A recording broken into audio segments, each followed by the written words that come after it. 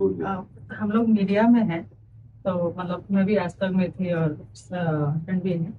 हमारे यहाँ क्या होता है कि सिर्फ निंदा का ही काम होता है। जैसे प्रधानमंत्री हैं, तो उन्होंने कुछ बोला, हम उनको पूरा सुनेंगे, उसमें से निकालेंगे कि उनकी कमियां क्या है। जी। है ना। कमी। कमी मतलब निंदा, आलोचना। अब उसकी फिर हम उसको दिन भर टीवी पर चलाते हैं न्यूज के तौर पे कि प्रधानमंत्री जी ने ये जो बोला, इसमें ये कमी थी, ये कमी थी, और उन्होंने ये क्यों नहीं बोला। जी। तो ये काम जो है ये बेसिकली निंदा का है। हमारे स्वभाव में आलोचना और एक दम्भ की हम किसी की भी निंदा कर सकते हैं। जी। और फिर ये जीवन जो सात्विक जीवन है, जो गुरु से मिला है। वैसे आपकी बुद्धि बहुत पवित्र है, जो आप ऐसे शब्द उच्चारण कर रही, पर हम आपको इस बात के लिए सपोर्ट करते हैं। आप जो कार्य कर रहे हैं, जिसे आप निंदा कह रहे हैं, हमारे समाज के सामने आप दोनों पॉइंट रखते हैं। ऐसा नहीं कि केवल आप निंदा ही करते हैं। आप जो समाचार वाहक हैं, वो लगभग दोनों पॉइंट रखते हैं। आज अमुक ने इसका उद्घाटन किया, आज इतने गरीबों के लिए मकान दिया। इसके बाद ये भी ये कर सकते थे, ऐसा भी कर सकते थे।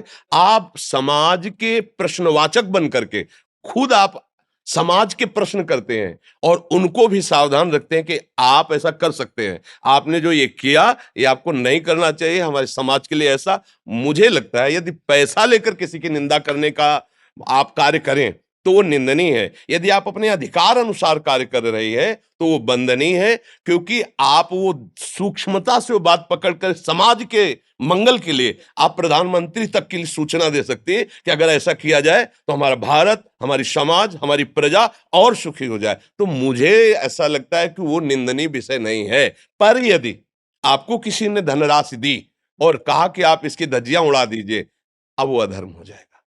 अब वो आपके हानि का जो भागवतिक है वो कारण बन सकता है। लेकिन सत्य विषय रखकर और उसमें प्रश्नवाचक चिन्ह लगा करके देना, ये आपका कर्तव्य है, क्योंकि आपके सहारे से पूरे भारत को पता चलता है कि हमारा राजनेता क्या कर रहा है, हमारा राज विधान क्या कर रहा है, और राज विधान क्या कर सकता है, उसे क्या करना चाहिए और क्या नहीं किया। ये सारी बात वो जान पाते हैं जिनको कुछ पता नहीं आपके वचनों के अनुसार। तो उससे हमारे देश की व्यवस्था और मजबूत होती है और सुरक्षित होती है, और हम लोग सावधान होते हैं। जो जहां पद में वो सावधान होता है। तो मुझे लगता है ऐसा निंदनीय कार्य नहीं है ये।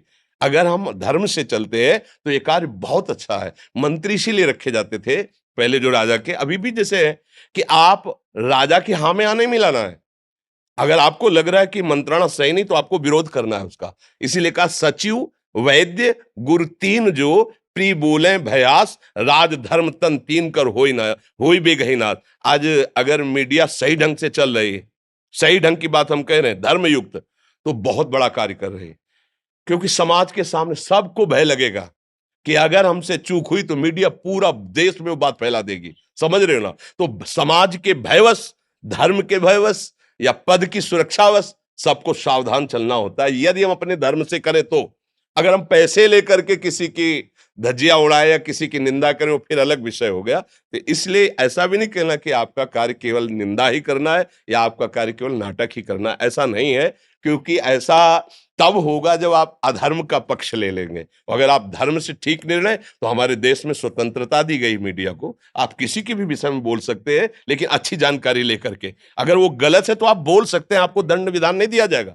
आप, ऐसा है ना सामर्थ्य। हाँ, हाँ। किसी की भी आप बोल सकते हैं, आप प्रधानमंत्री से भी जाके प्रश्न कर सकते हैं। तो इसलिए ये दम्भ नहीं है, ये नाटक नहीं है। धर्म से चला जाए तो इसमें बहुत अच्छा है।